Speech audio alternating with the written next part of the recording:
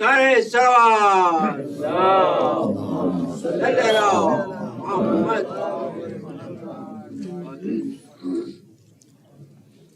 لا حول ولا قوة إلا بالله العلي العظيم. حسبنا الله ونعم الوكيل، نعم المولى ونعم النصير. أعوذ بالله من الشيطان الرجيم. بسم الله الرحمن الرحيم. الحمد لله رب العالمين، والصلاة والسلام والتحية والإكرام على النبي الأمي وعلى أهل بيته الطيبين الطاهرين المعصومين المظلومين الذين أذهب الله عنهم الرجس وطهرهم تطهيرا.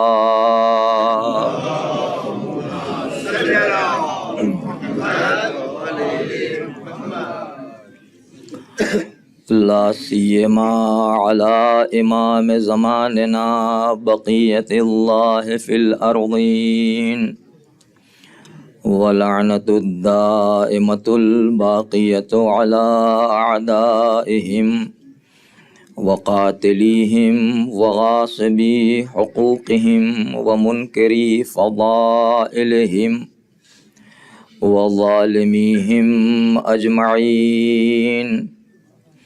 أما بعد، فقد قال الله الحكيم. بسم الله الرحمن الرحيم. وبشر الصابرين الذين إذا أصابتهم مصيبة قالوا إنا لله وإنا إليه راجعون.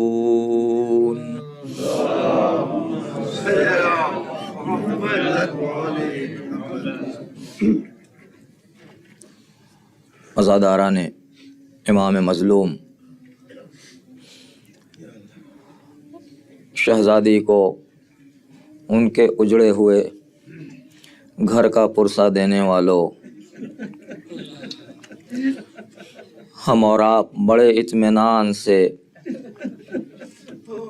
نرم و نازک قالین پر بیٹھے ہیں.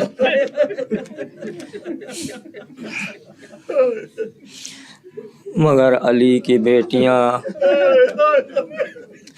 فاطمہ کی نور نظر جلتے جلے ہوئے خیام کی خاک پر بیٹھی ہوئی ہیں. عزیزو جی چاہتا ہے عرض کروں، ابھی آپ مجالس سے فارغ ہو کے اپنے گھر جائیں گے. جب گھر میں قدم رکھیے گا تو کربلا کا رخ کر کے حسین کو سلام کیجئے گا. السلام علیک یا ابا عبداللہ. حسین ہمارے گھر صحیح و سالم ہے، آپ کے خیام میں آگ لگ چکی، آپ کی بیٹی آپ کی بہنیں جلے ہوئے خیام پر بیٹھی ہیں. اپنی ماں اور بہنوں سے ایک جملہ کہنا چاہتا ہوں. آج کی رات جب بستر پہ پہنچنا، آغوش میں اپنے پہلو میں اپنے بچوں کو احساس کرنا اور بچوں پر پیار آئے.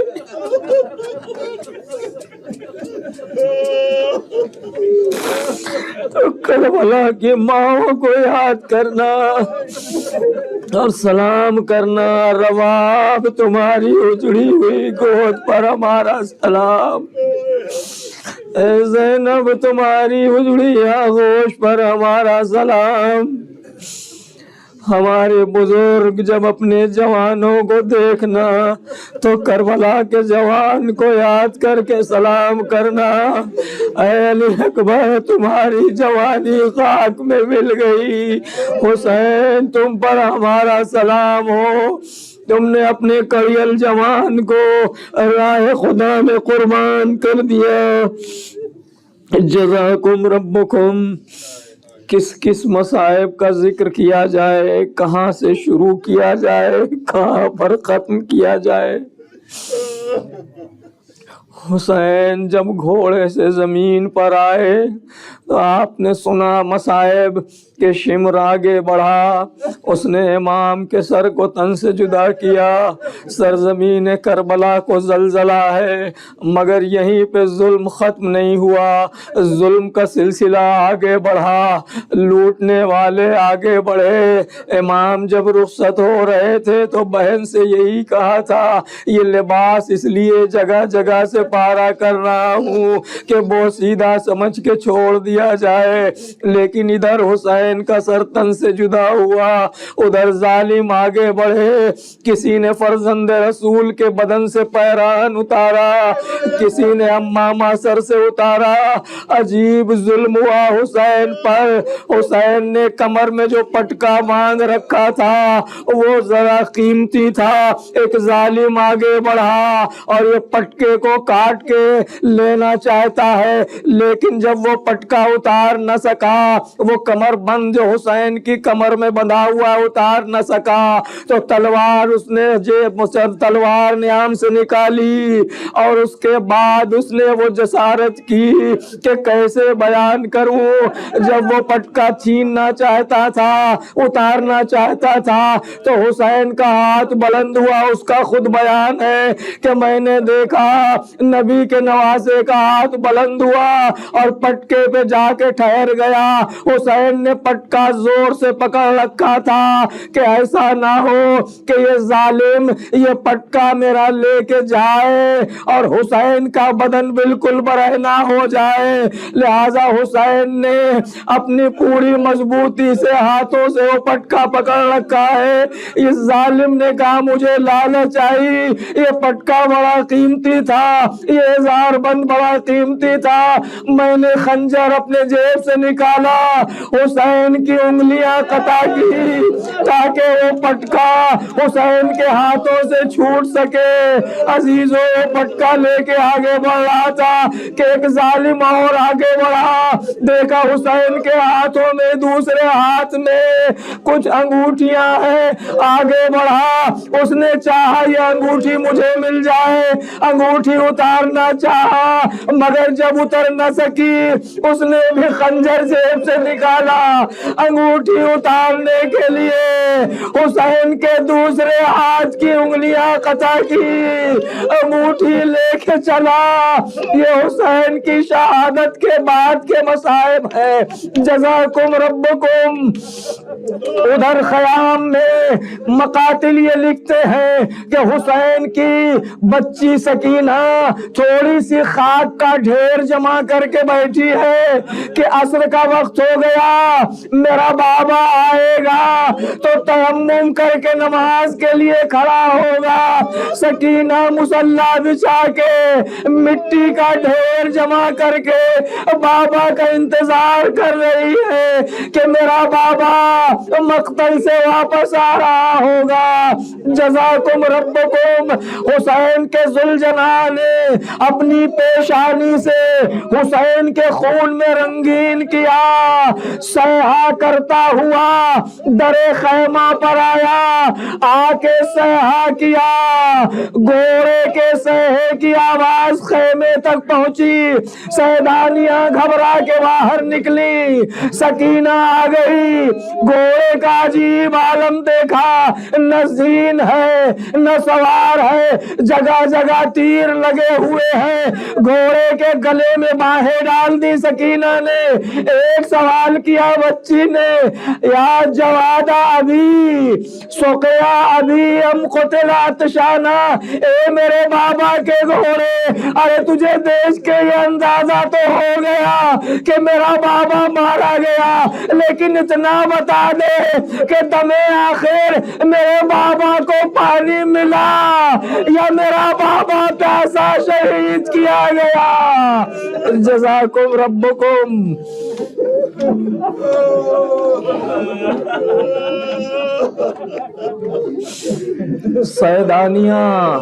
سیدانیوں نے نوحہ کیا, سیحہ اور ماتم کیا. واہ محمدہ واہ علیہ کی صدائیں بلند تھیں. ظالموں میں شادیانے بج رہے تھے, فوج خوشیاں منا رہی تھی. عمر سعد نے حکم دیا حسین کے خیام کو لوٹ لو. مشالے لے کے فوجی نبی کی بیٹی کو حسین کا پرسہ دینے آ رہے ہیں, مگر پرسہ دینے کا انداز عجیب ہے. آ کے خیام میں آگ لگا دی گئی. سارے خیموں سے آگ کی لپٹیں اٹھنے لگی. ظالم درانہ خیموں میں گھس گئے, بیویوں کے سروں سے چادریں چھینی, بیویوں کو نیزوں سے اذیت دی. کبھی زینب کی چادر چھینی, کبھی سکینہ کی چادر چھینی. ظالم آگے بڑھا, ننھی بچی کے کانوں میں گوشوارہ نظر آیا. سکینہ کے کان سے گوشوارہ اتارنا چاہتا ہے, لیکن جلد بازی میں گوشوارہ اتر نہیں پاتا. ظالم نے اب گوشوارہ اتارا نہیں بلکہ گوشوارہ پکڑ کے کھینچا. بچی کے کان کی لویں زخمی ہو گئی. تڑپ کے آواز دیا, اے چچا ارے آئیے میری مدد کیجئے. ظالم نے رخساروں پر تماچے لگائے. جزاکم ربکم. اسباب لوٹے جاتے رہے, چادریں لوٹ لی گئی.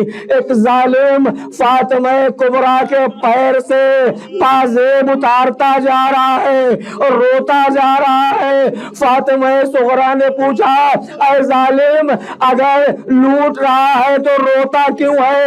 کہا تمہاری بے بسی پہ رونا آتا ہے کہ تم کتنے مظلوم ہو کہ تمہارے مردوں کو شہید کر دیا گیا, تمہارے خیموں میں آگ لگا دی گئی, تمہارا اسباب لوٹ لیا گیا. کہا پھر اگر روتا ہے ہماری مظلومی پہ تو پازیب اتار کیوں رہا ہے, اسے لوٹ کیوں رہا ہے؟ کہا اگر میں نہ لوٹوں گا تو کوئی اور آ کے لوٹے گا. علی کی بیٹی فاطمہ کی جائی نے آواز دی, لا میں اسے خود اتار کے تجھے دے دیتی ہوں. جزاکم ربکم. زینب پریشان ہے, بچوں کو سنبھالے, اپنے دل کو سنبھالے. زینب جب خیمے جلتے رہے, بچوں اور خواتین کو برہنہ سر ایک خیمے سے دوسرے خیمے میں, دوسرے خیمے سے تیسرے خیمے میں, جب سارے خیمے جل چکے صرف ایک خیمہ سید سجاد کا بچا جس میں آگ لگ چکی ہے. تمام بچوں اور بیویوں کو لے کے سید سجاد کے خیمے میں آ گئی. بیٹا ارے غش سے آنکھیں کھولو, دیکھو خیام میں آگ لگ گئی ہے. اے میرے لال تم امام وقت ہو, یہ بتاؤ کہ ہم برہنہ سر خیموں سے باہر نکل جائیں یا انہی خیموں میں جل کے اپنی جان دے دیں. سید سجاد نے آواز دی, پھوپھی اماں برہنہ سر خیموں سے باہر نکلیے, جان کا بچانا واجب ہے. زینب جسے سورج نے کبھی برہنہ سر نہ دیکھا تھا, وہ زینب علی کی بیٹی برہنہ سر بچوں اور بیویوں کو لے کے خیمے سے باہر نکل رہی ہے. ایک مرتبہ کسی بیوی نے شاید علی کی امام کی بیٹی فاطمہ کبریٰ نے آواز دی, پھوپھی اماں ارے باہر کیسے نکلوں, میرے سر سے چادر چھن چکی ہے. آواز دی, اے میری بیٹی امتوں کے مثلوک، ارے تیری پھوپھی بھی تیری جیسی ہے، اس کے سر پہ بھی چادر نہیں ہے، بیٹی باہر نکلو۔ بچیوں کو لے کے باہر نکل آئی زینب، لیکن ابھی حسین کی امانت خیمے میں ہے۔ عزیزو، حمید ابن مسلم جو کربلا کا نامہ نگار ہے وہ بیان کرتا ہے کہ میں نے دیکھا کہ علی کی بیٹی تمام بچوں کو جلے ہوئے خیام کی خاک کے کنارے چھوڑ کے جو خیمہ جل رہا تھا بار بار اس میں جاتی ہے اور باہر نکلتی ہے۔ میں آگے بڑھا اور آگے بڑھ کے میں نے پوچھا، اے بی بی ارے کیا کوئی قیمتی اثاثہ رہ گیا ہے؟ بی بی نے کوئی جواب نہ دیا۔ میں نے دیکھا کہ جلتے ہوئے خیموں کی شعلوں میں علی کی بیٹی نے اپنے آپ کو ڈال دیا، اور تھوڑی دیر کے بعد میں نے دیکھا کہ زینب پشت پہ کچھ اٹھائے ہوئے خیمے سے باہر نکلی۔ یہ سید سجاد حسین کی امانت ہے جسے زینب جلتے ہوئے خیموں سے لے کے آئی زینب، خیموں کے جل چکے سارے خیمے، اب بچے سرزمین کربلا کی خاک پر بیٹھے ہوئے ہیں۔ ایک مرتبہ تاریخ یہ کہتی ہے کہ حسین کے خیموں سے ایک بچی نکلی جس کے کرتے کے دامن میں آگ لگی ہوئی تھی، وہ تیزی سے مقتل کی طرف آگے بڑھ رہی تھی، دوڑتی جا رہی تھی، بابا بابا پکارتی جا رہی تھی۔ جیسے جیسے بچی دوڑتی تھی کرتے کے آگ کی لپٹیں تیز ہوتی جاتی تھی۔ حمید ابن مسلم کہتا میں آگے بڑھا، میں نے پوچھا بچی ارے کہاں جا رہی ہو؟ لاؤ تمہارے کرتے کی آگ بجھا دوں۔ آواز دیے شیخ مجھے ہاتھ نہ لگانا، میں فاطمہ زہرا کی پوتی ہوں، اگر مجھ پر کچھ احسان کرنا چاہتا ہے تو اتنا بتا دے کہ نجف کا راستہ کدھر سے جاتا ہے۔ حمید کہتا میں نے پوچھا نجف جا کے کیا کرو گی؟ کہ وہاں میرے دادا علی مرتضی ہے، جا کے فریاد کروں گی، اے دادا آئیے مدد کو، اے کائنات کی مشکلوں کو حل کرنے والے۔ جزاکم ربکم۔ رات کا سناٹا آ گیا۔ زینب حسین کے یتیموں کو، حسین کی بیواؤں کو جلے ہوئے خیام کی خاک پہ لا کے بٹھا چکی۔ ٹوٹا ہوا نیزہ زینب نے اپنے ہاتھ میں لیا، ایک نیزہ ام کلثوم کو دیا، آواز دی بہن اب بچوں کو ذرا شمار کرو، دیکھیں تمام بچے ہے کہ نہیں۔ بچوں کو شمار کیا ہی جا رہا تھا کہ اسی دوران فضہ نے آواز دی، اے شہزادی غضب ہو رہا ہے۔ زینب تڑپ گئی، اے فضہ ارے میرے بھیا کے قتل کے بعد اب کون سا غضب ہونے والا ہے؟ زینب کی چادریں چھننے کے بعد اب کیا ہونے والا ہے؟ فضہ نے آواز دی، شہزادی دیکھیے گھوڑوں کی نال بندیاں ہو رہی ہیں، ایسا لگتا ہے یہ ظالم ہمارے شہیدوں کے لاشوں کو پامال کریں گے۔ عمر سعد نے 10 گھوڑ سواروں کو حکم دیا، گھوڑوں کی نال بندیاں کی گئی، یہ گھوڑ سوار آگے بڑھے، لیکن جب یہ آگے بڑھے تو تاریخ عجیب منظر نقل کرتی ہے۔ ہر کے قبیلے والے آگے بڑھے، بنی تمیم آگے، ہم ہر کا لاشا پامال نہیں ہونے دیں گے۔ حبیب کے قبیلے والے بنی اسد والے سامنے آگے، ہم حبیب کا لاشا پامال نہیں ہونے دیں گے۔ کچھ کوفی سامنے آگے، ہم مسلم ابن اوسجہ کا لاشا پامال نہیں ہونے دیں گے۔ ایک ایک کر کے لاشیں اٹھا لیے گئے، لیکن فرزند فاطمہ کا لاشا سرزمین کربلا پہ پڑتا رہا۔ 10 گھوڑ سوار تیزی کے ساتھ آگے بڑھے، حسین اور ان کے بیٹوں اور بچوں کا لاشا پامال ہوتا رہا۔ زینب کھڑی فریاد کرتی رہی، یا جدہ صلو علیک ملائک السماء، اے نانا جانا آپ پر آسمان کے فرشتوں نے نماز جنازہ پڑھی تھی، وَهَذَا حُسَيْنٌ مُرَمَّلٌ بِالدَّمَا، یہ آپ کا حسین خاک و خون میں غلطا گھوڑے کی ٹاپوں سے پامال ہو رہا ہے۔ عزیزو، پامالی کا عالم کیا تھا؟ جب یہ 10 سوار پامال کر کے 12 محرم کو اپنے ذات کے دربار میں پہنچے تو امیر سے انعام چاہا، پوچھا ابن ذات نے تمہارا کارنامہ کیا تھا؟ تو عجیب جملے سے ان 10 نے کہا کہ نحنو روضنا صدر الحسین، ہم نے حسین کے سینے کی ہڈیوں کو گھوڑوں کی ٹاپوں سے گوشت کو کھرچ کے نکال دیا تھا۔ عجیب عالم ہے عزیزوں، کبھی ہڈی توڑی جاتی ہے، کبھی گوشت قطع کیا جاتا ہے۔ رزوز عربی زبان میں یہ لفظ اس وقت کے لیے استعمال ہوتا ہے جب قصاب ہڈی سے گوشت اتارتا ہے، اسے رزوز کہا جاتا ہے۔ انہوں نے کہا ہم نے حسین کی ہڈیوں سے اس طرح گھوڑے کی ٹاپوں سے گوشت اتارا تھا جیسے قصاب گوشت کو الگ کرتا ہے۔ جزاکم ربکم، خدا کسی غم میں نہ رلائے سوائے غم حسین کے۔ بہن آؤ ذرا بچوں کو تلاش کرو، سکینہ نہیں دکھائی دے رہی ہے، بھیا کی امانت، بھیا کی یتیمہ دکھائی نہیں دیتی، رات چھا چکی چاروں طرف، سناٹا ہے، مقتل میں جگہ جگہ لاشیں پڑے ہیں، گڈھوں میں خون جمع ہے۔ اب دونوں بہنیں تلاش کرتی ہوئی مقتل کی طرف چلی، آواز دیتی جا رہی تھی، اے میری بیٹی سکینہ کہاں ہو، آواز دو۔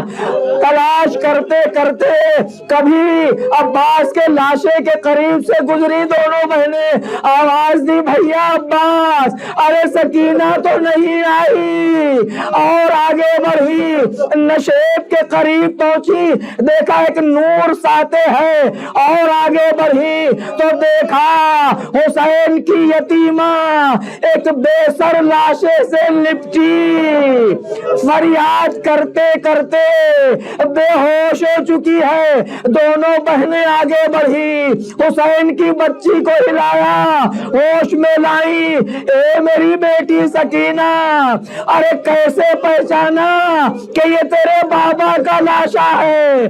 بچی نے آواز دی، اے بوبی اماں، جب خیموں میں آگ لگی میں اپنے بابا کو تلاش کرتی ہوئی مقتل میں چلی، آواز دیتی جا رہی تھی، اے میرے بابا کہاں ہو؟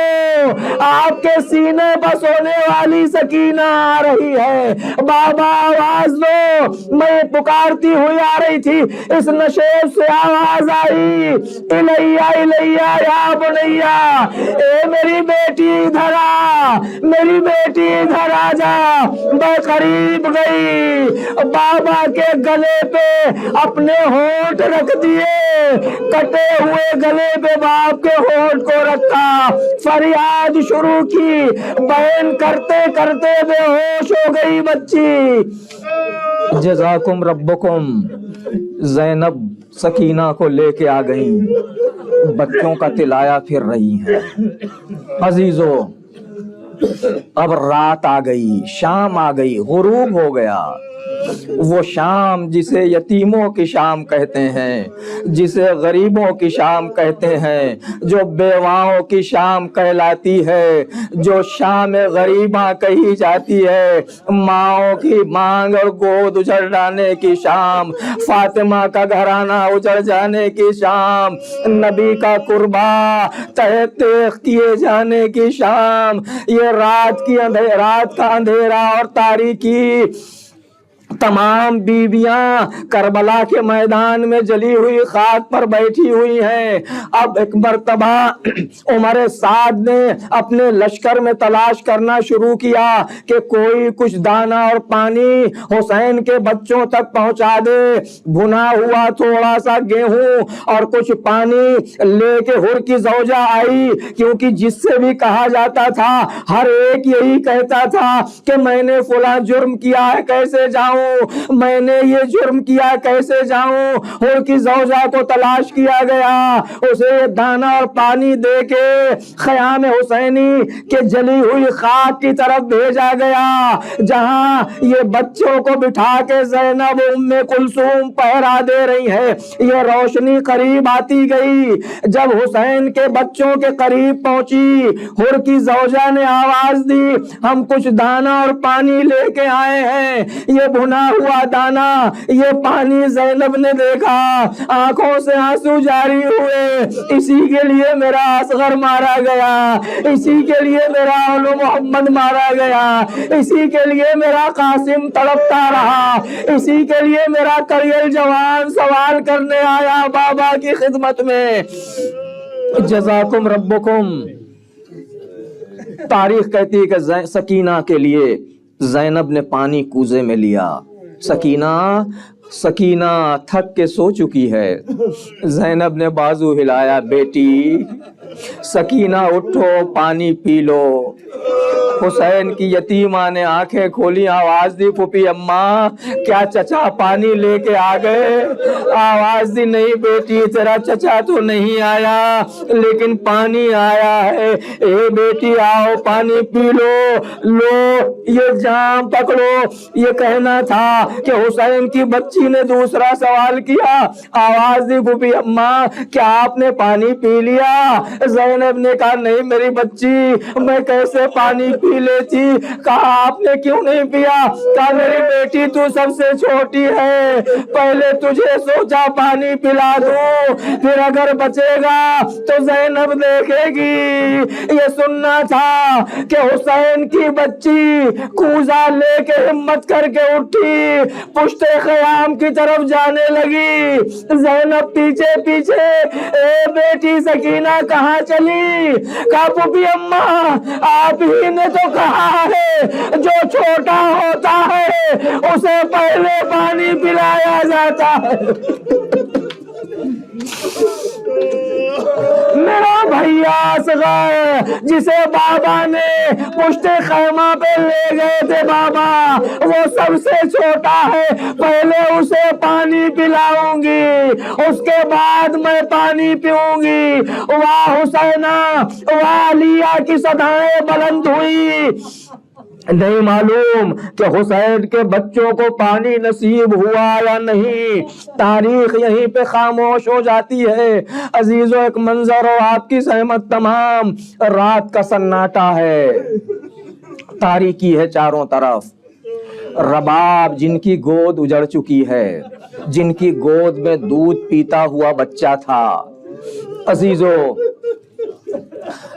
جب ماں دن بھر گھر کے کام میں مصروف ہو، کسی چیز میں مشغول ہو، لیکن رات کو ماں جب اپنے بستر پہ جاتی ہے تو اسے اپنا بچہ چاہیے، اسے اپنی آغوش میں اپنی آغوش کا پلنے والا چاہیے۔ صبح سے لے کے اب تک رباب ماتم کرتی رہیں، نوحہ کرتی رہیں، آنسو بہاتی رہیں، لیکن اب رات کا سناٹا آ گیا، رباب کی ممتا ایک مرتبہ جوش میں آ رہی ہے۔ اے میرے لال اصغر کہاں ہو؟ اس شب کے سناٹے میں تمہیں کیسے نیند آئے گی؟ یہ ماں یہ پہاڑ جیسی رات تمہارے بغیر کیسے گزارے؟ جزاکم ربکم۔ پانی اور دانا آیا ہے، کہتے ہیں اور حکماء اور اطباء بھی یہ کہتے ہیں کہ اگر کسی خاتون کا دودھ خشک ہو چکا ہو، کھانا نہ ملنے کی وجہ سے، پانی نہ ملنے کی وجہ سے، تو جیسے ہی تھوڑا سا کھانا یا پانی دہن میں جاتا ہے، سینے میں دودھ موجیں مارنے لگتا ہے۔ مجھے نہیں معلوم رباب نے پانی پیا یا نہیں، دانا کچھ لیا یا نہیں، لیکن اگر یہ تصور کیا جائے کہ ماں نے چند قطرے پانی پی لیے ہوں گے، اگرچہ ممکن نہیں ہے، تو حسین کی زوجہ جناب رباب کے سینے میں دودھ اتر آیا ہوگا. اب ماں بے چین ہوئی ہوگی کہ اے کاش میرا لال مل جاتا تو ماں اسے سیراب کر دیتی. جو بچہ جھولے میں تڑپتا رہا, جو حسین کی آغوش میں تڑپتا رہا, وہ میری آغوش میں آ جائے. عجیب منظر تاریخ نے نقل کیا ہے. جب خیمے میں آگ لگ رہی تھی, بیویاں اپنے اپنے بچوں کو سنبھال رہی تھیں, لیکن رباب کا عالم یہ تھا کہ وہ اصغر کا جلتا ہوا جھولا دیکھ کے گریہ کر رہی تھی زارو قطار. اصغر کے جلے ہوئے جھولے کی ایک لکڑی رباب نے لے کے اپنے آنچل میں باندھ رکھی تھی کہ جب اصغر کی یاد ستائے گی تو یہ ماں اس جھولے کی لکڑی سے اپنے دل کو سہارا دے دے گی. جزاکم ربکم. رات کا سناٹا, دور دور تک تاریکی ہے. علی کی بیٹی نے بچوں کو پھر سے سلا دیا, بچے سو گئے. زینب تلایا پھر رہی ہیں. دور سے دیکھا ایک آنے والا کوئی گھڑ سوار چلا آ رہا ہے. زینب آگے بڑھی, آواز دی آنے والے ٹھہر جا, کیا تو یہ سمجھتا ہے کہ میرا عباس مارا گیا, میرا اکبر مارا گیا تو میں بالکل مظلوم ہو چکی ہوں؟ میں علی مرتضیٰ کی بیٹی ہوں, میری رگوں میں بھی علی کی شجاعت ہے. آنے والے ٹھہر جا, آگے نہ بڑھنا. لیکن زینب جیسے جیسے روکتی جا رہی ہے وہ سوار آگے بڑھتا جا رہا ہے. آگے اتنے قریب آ گیا کہ زینب آگے بڑھ کے لجام فرس پہ ہاتھ ڈال دیتی ہے. میں اتنی دیر سے منع کر رہی ہوں, تو رکتا کیوں نہیں ہے؟ کیا اپنے بابا کو مدد کے لیے بلاؤں؟ ارے سننا تھا کہ آنے والے نے چہرے سے نقاب الٹ دی. اے میری بیٹی زینب, یہ تیرا بابا علی مرتضیٰ تیری مدد کے لیے آیا ہے. زینب نے سرو سینہ پیٹا, اے بابا, ارے اس وقت کہاں تھے جب قاسم کا لاشا پامال ہو رہا تھا؟ اے بابا, ارے اس وقت کیوں نہ آئے جب اکبر کا برچھی سے گلا کلیجہ چھد رہا تھا؟ اے بابا, ارے اس وقت کہاں تھے جب اصغر کے گلے پر تیر لگا؟ اے بابا, ارے اس وقت کہاں تھے جب میرے بھیا کا لاشا گھوڑوں کی ٹاپوں سے پامال ہو رہا تھا, جب ہمارے سروں سے چادر چھن رہی تھی؟ آپ کہاں تھے؟ الا لعنت اللہ علی القوم الظالمین وسيعلم الذين ظلموا أي منقلب ينقلبون. پروردگار ہماری اس عزاداری کو قبول فرما. معبود ہمارے آنسوؤں کو شہزادی کے رومال میں جگہ عطا فرما. پروردگار تجھے واسطہ محمد و آل محمد کا ہمیں دنیا اور آخرت میں امام کی زیارت و شفاعت نصیب فرما. اپنی آخری حجت کے ظہور میں تعجیل فرما. ہمیں ان کے اعوان و انصار میں قرار دے. ربنا وتقبل منا انک انت السمیع العلیم. ماتم حسین.